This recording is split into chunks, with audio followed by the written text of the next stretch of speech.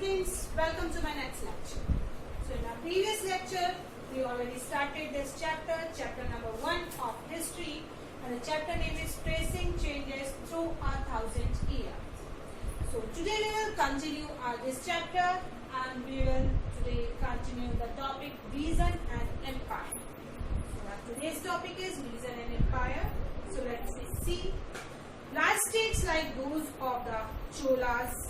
Chola is a dynasty, basically dynasty होती है ruling, जो हमारे पीछे हम एक रूलिंग सेम रूलिंग फैमिली जो होती है, सेम रूलिंग फैमिली जो कास्ट अपने पीछे लगाती है, दैट इज द डायनेस्टी. तो Chola is a dynasty, Tughlaq dynasty है, मुगल डायनेस्टी है. मुगल डायनेस्टी के बारे में अभी हम इन सब डायनेस्टी जो हमारी आ रही है, इन सब डायनेस्टी के बारे में डिटेल स्टडी करेंगे चैप्टर नंबर 3 में, 4 में एंड 5 में. तो चोला, तुगलक, मुगल, ये सब बहुत सारी डायनेस्टीज हमारे इंडिया में आई और इन सब डायनेस्टीज के बारे में प्रशस्तीज लिखे गए. So now one term is coming, prashastis. What are प्रशस्तीज?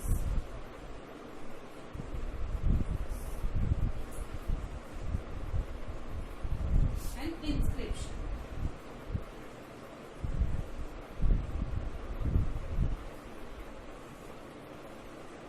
So they both are the same thing, but a little bit difference between prashasti and inscription. So first we already discussed, again we discussed what is inscription.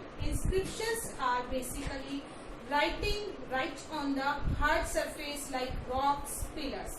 कि किसी भी rock पे या pillar पे जो लिखा गया हो वो हमारा होता है इंस्क्रिप्शन. प्रशस्ति भी सेम होती है, ठीक है, राइटिंग होती है, हार्ड रॉक्स पे लिखी जाती है, पिलर्स पे लिखी जाती है, बट इन दोनों के बीच में डिफरेंस क्या है वो आपको याद रखना है. डिफरेंस है कि प्रशस्ति होती है वो ओनली प्रेज के बारे में लिखी जाती है, किंग की प्रशंसा करने के लिए लिखी जाती है, उनकी बातों को बढ़ा चढ़ा के बारे में लिखी जाती है, ठीक है ना. तो this is the difference between the inscription and प्रशस्ति.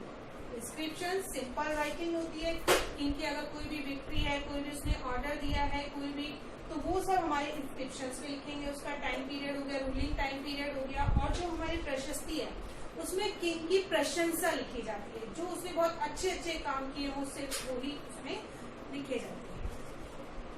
सो संस्कृत प्रशस्ति चैप्टर नंबर 2 में भी हमें आगे भी पढ़ेंगे हम कि संस्कृत प्रशस्ति जो है प्रेजिंग द दिल्ली सुल्तान ग्यासुद्दीन बलबन. एक संस्कृत में प्रशस्ति लिखी गई थी जिसमें लिखा गया था कि ग्यासुद्दीन जो बलबन था हमारा, उसकी किस टाइप से प्रेज की गई थी. 1266 to 87 तक इसका रूलिंग टाइम पीरियड था. क्या टाइम पीरियड था इसका? 1266 टू इसका जो हमारा बलबन का टाइम पीरियड था 1266. इस ईयर से उसने दिल्ली पे रूल करना स्टार्ट किया था और 1287 तक उसने रूल किया. This is the ruling time period of Balban on Delhi, ठीक है ना. दिल्ली पे उसका रूलिंग टाइम पीरियड था. तो उसके बारे में एक संस्कृत में प्रशस्ति लिखी गई है. प्रशस्ति में उसकी प्रशंसा की गई है बहुत, और क्या प्रशंसा की गई है वो इसमें बताया गया है कि he was the ruler of vast empire. Vast means होता है बहुत बड़ी एम्पायर, तो बहुत बड़ी एम्पायर का ये रूलर था.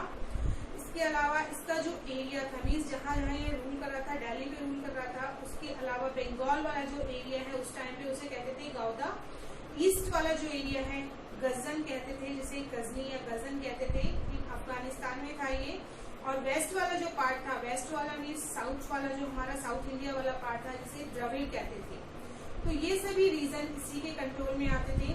उसके अलावा people of different regions like Gauda, Andhra, Kerala, Karnataka, Maharashtra, Gujarat, ये सभी जो थे, इन्हीं सभी पीपल से इसकी आर्मी में पीपल्स थे. सभी मीन्स इन सारे एरिया पर इसका रूल था. और सभी प्लेसेस से, ये जो मैंने प्लेसेस आपको बताई हैं, कौन कौन सी प्लेसेस हैं. गौदा बेसिकली मैंने आपको बताया था कि गौदा बंगाल वाले एरिया को कहते थे. उसके अलावा आंध्रा, केरला, कर्नाटका, महाराष्ट्र, गुजरात, इन सभी एरिया से उसकी आर्मी में पीपल्स थे. And they regard these as exaggerated claims of conquest. Conquest होता है किसी पे जीत हासिल करना, ठीक है ना, अटैक करने, उसको जीत लेना. तो ये सभी दिखाता था कि अगर सभी एरिया से उसकी आर्मी में पीपल्स थे, तो इससे ये शो होता है कि ये सभी एरियाज उसने जीते हुए थे, उसके अंडर में वर्क करते थे, इसीलिए सभी जगह से उसकी आर्मी में पीपल्स थे. So at the same time they try to understand why rulers kept claiming, और सेम टाइम में ही वो ये भी जानने की कोशिश करते हैं उनके थ्रू कि जो रूलर्स जो थे वो क्लेम करते हैं, ठीक है, क्लेम करते हैं कि इन सभी एरियाज पे इन सबको बता के, इन सब बातों को बता के या लिख के प्रशस्ति में लिखवा के वो ये शो करना चाहते थे कि ये सभी रीजन्स उसके कंट्रोल में आते थे. अब है यहाँ बात की लैंग्वेज एंड रीजन, ठीक है ना, लैंग्वेज कौन सी यूज की जाती थी. सो इन 1318 में क्वाइट थे आमिर खुसरो. आमिर खुसरो अभी हमारा जो फर्स्ट लेक्चर पढ़ा था, फर्स्ट लेक्चर में हमने पढ़ा था कि आमिर खुसरो ने जो हमारे हिंदुस्तान है, हिंदुस्तान के लिए हिंद टर्म का यूज किया था, ठीक है, हमारी यहाँ ज्योग्राफिकल कंडीशंस को बताने के लिए, डिस्क्राइब करने के लिए. तो आमिर खुसरो एक क्वाइट थे 1318 के, and that there was a different language in every region of this land. उन्होंने लिखा है कि इस रीजन में मीन्स इंडिया में हमारे डिफरेंट रीजन्स में डिफरेंट लैंग्वेज का यूज किया जाता था. लाइक लैंग्वेज बताएंगे उन्होंने सिंधी, लाहौरी, कश्मीरी, द्वार समुद्री और सदर्न कर्नाटका की लैंग्वेज है ये. उसके अलावा है तेलंगानी, आंध्र प्रदेश की जो लैंग्वेज है. उसके बाद है गुजरी, गुजरात की लैंग्वेज है. माबारी, तमिलनाडु की. गौरी, बंगाल की. अवधी, ईस्टर्न उत्तर प्रदेश की. एंड हिंदवानी, दिल्ली के आसपास का जो एरिया था वहाँ की लैंग्वेज थी हमारी हिंदवानी. तो इस टाइप से आमिर खुसरो ने ये चीज बताई है कि इन सभी रीजन में लैंग्वेज भी डिफरेंट होती थी, अलग अलग डिफरेंट लैंग्वेजेस का यहाँ यूज किया जाता था. Now by 700 many regions already possess distinct geographical dimensions. कि रीजन्स हमारे होते थे बेसिकली एरियाज, जैसे हमारे यहाँ पर स्टेट्स होते हैं, डिस्ट्रिक्ट्स होती है, विलेजेस होते हैं. तो उसी टाइम पे रूलर ने अपने अकॉर्डिंग रीजन्स को डिवाइड किया हुआ था. तो 700 अराउंड वहाँ पर रीजन्स थे जो उसके कंट्रोल में थे. और इन 700 रीजन्स में जैसे हमारे यहाँ पर 29 आज के टाइम पे एट प्रेजेंट में 28 स्टेट्स हैं हमारे. तो 28 स्टेट्स जो हमारे हैं 2014 में 29 हो गए थे. अगेन जम्मू कश्मीर रिमूव होने के बाद जो हमारे स्टेट है 28 रह गए. तो 28 स्टेट्स में हमारे अलग अलग लैंग्वेज का यूज किया जाता है. उसी टाइप से उस टाइम पीरियड में 700 रीजन्स थे. तो वहां पर सभी की जो लैंग्वेज होती थी, सभी की लैंग्वेज डिफरेंट होती थी, उनका कल्चर भी डिफरेंट होता था. So they were also associated with specific ruler. अलग अलग रूलिंग डायनेस्टीज उनके ऊपर रूल करती थी. और उन डायनेस्टीज के बीच में फिर अब जैसे अब तो पूरा हमारा एक ही पीपल द्वारा गवर्न है. हमारी जो गवर्नमेंट है, जैसे प्रधानमंत्री मोदी है और प्रेसिडेंट जी है, उनके द्वारा हमारा जो इंडिया है वो गवर्न किया जाता है. बट प्रीवियस टाइम में जब ये अलग अलग एरिया से डिफरेंट यहाँ के रूलर्स होते थे तो वो एक दूसरे से फाइट करते थे रीजन को लेने के लिए, जिससे ज्यादा बड़ा उनका रीजन बन सके, ठीक है. तो इसी रीजन से उन सब में फाइट होती रहती थी बहुत बार. और ओकेजनली डायनेस्टीज लाइक, और बहुत सारी डायनेस्टीज जैसे चोला, खिलजी, तुगलक, मुगल, और ये अपनी जो डायनेस्टी है वो एक बहुत बड़ी मीन्स वास्ट डायनेस्टी बनाने में बहुत सक्सेसफुल, बहुत बड़ी. जैसे मुगल्स के बारे में हम पढ़ते हैं ऑल ओवर इंडिया का, सिर्फ 2-3 एरियाज को छोड़ दिया जाए तो ऑल ओवर इंडिया पे इनका कंट्रोल था. तो इस टाइप से जो हमारे ये खिलजीज हैं, चोलाज हैं, तुगलक्स हैं, मुगल्स हैं, ये एक बड़ी डायनेस्टी बनाने में सक्सेसफुल हुए थे. और ये जो इन्होंने अपनी डायनेस्टी क्रिएट की थी उनकी हम डिटेल स्टडी करेंगे चैप्टर नंबर 3 में. So when the Mughal empire decline, जब मुगल एम्पायर हमारी डिक्लाइन मीन्स ये एक टाइप से इंट्रो दिया गया है कि जो जो डायनेस्टीज हम आगे पढ़ने वाले हैं उनके बारे में इस चैप्टर में हमें इंट्रो बताया गया है कि कौन कौन सी डायनेस्टी के बारे में हम आगे पढ़ने वाले हैं, किस टाइम पीरियड से हमारे ये रूलिंग स्टार्ट हुआ, सिस्टम स्टार्ट हुआ, रीजन्स बनने स्टार्ट हो गए थे हमारे. तो उसी में आगे इन्होंने कंटेस्ट में बताया है कि जो मुगल लाइन डिक्लाइन भी खत्म होने वाली थी, नष्ट होने वाली थी 18th सेंचुरी में. क्यों? क्योंकि ब्रिटिशर्स आ गए थे उस टाइम पे और ब्रिटिशर्स ने पूरा इंडिया पर कंट्रोल कर लिया था. इसी वजह से जो लास्ट रूलर था बहादुर शाह जफर था, जो लाल किले में रहा था और बाद में उसको वहां से भी निकाल दिया गया था. तो ब्रिटिशर्स ने पूरा कंट्रोल कर लिया था यहाँ पर. तो मुगल डायनेस्टी जो थी बिल्कुल खत्म होने वाली थी. वो भी हम आगे पढ़ेंगे किस तरह से एंड हुआ मुगल डायनेस्टी का, कौन लास्ट रूलर था इसमें, कौन फर्स्ट रूलर था. तो बाबर फर्स्ट रूलर था इसमें, लास्ट बहादुर था, जफर था ये सब हम पूरी डिटेल स्टडी और अभी पढ़ेंगे। So but years of imperial, लेकिन जब तक उन्होंने रूल किया बहुत ही अच्छे तरीके से किया, बहुत ही वेल डेवलप उन्होंने हमारी कंट्री को किया है, और बहुत सारे जो सब कॉन्टिनेंट्स थे, बिग थे, स्मॉल थे, सभी पे उन्होंने रूल किया है।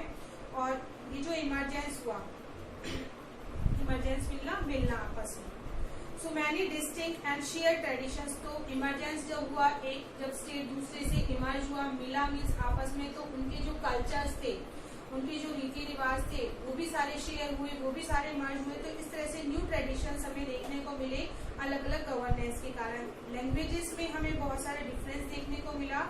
And the 1000 years between, 1000 years means इस चैप्टर में हम बात करें 700 to 750, ठीक है ना, ब्रिटिशर्स के टाइम पीरियड की। ब्रिटिशर्स के टाइम पीरियड के बाद की बात हम करेंगे चैप्टर मीन्स क्लास 8 में, हमारा जो नेक्स्ट लेवल आएगा क्लास 8 में हम मॉडर्न पीरियड पढ़ेंगे, वो हमारा ब्रिटिशर्स का टाइम पीरियड होगा, उसमें हम ब्रिटिशर्स के बारे में पढ़ेंगे। तो यहाँ पर हम बात कर रहे हैं मिडाइवल पीरियड की, जिसमें 700 to 750 के टाइम पीरियड की, 1000 ईयर्स की हम बात कर रहे हैं यहाँ पर।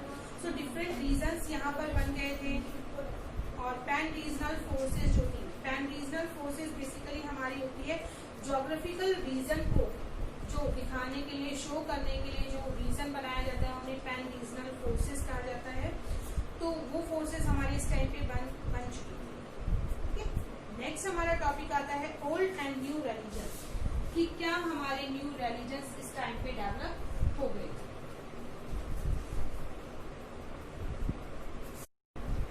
सो हमारे जो ओल्ड मीन्स पुराने जो रिलीजन्स थे और नए रिलीजन्स थे, अपने नेक्स्ट टॉपिक में हम यही पढ़ेंगे। सो topic heading is old and new religions.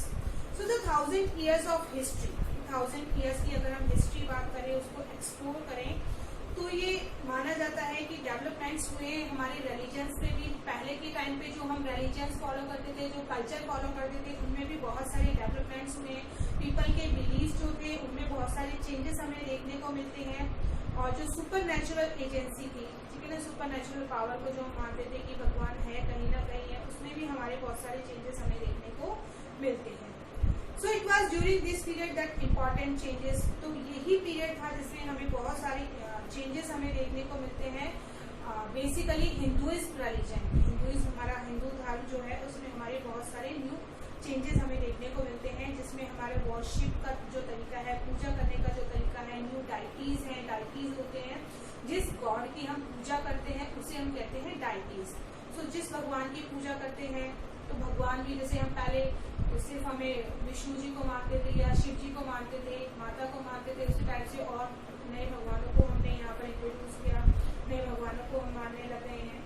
सो ब्राह्मणास जो थे, प्रीस्ट जो थे, बेसिकली अभी भी, लेकिन पहले के टाइम से जब हमारे यहाँ पर वर्णा सिस्टम क्रिएट हुआ था एंशियंट टाइम से ही, तो एंशियंट टाइम में यहाँ पर वर्णा सिस्टम चलता था, ब्राह्मणास, क्षत्रियास, वैश्यास, शूद्रास, वो इस टाइम पीरियड में भी हमारे जो डोमिनेटिंग ग्रुप रहा है, सभी पे मीन्स उन्हीं का रूल चला है, उन्हीं की बातें मानी जाती थी। और सबसे जो अपर वर्ग का, अपर कैटेगरी का जो ग्रुप माना जाता है, वो हमारे ब्राह्मणास ही है।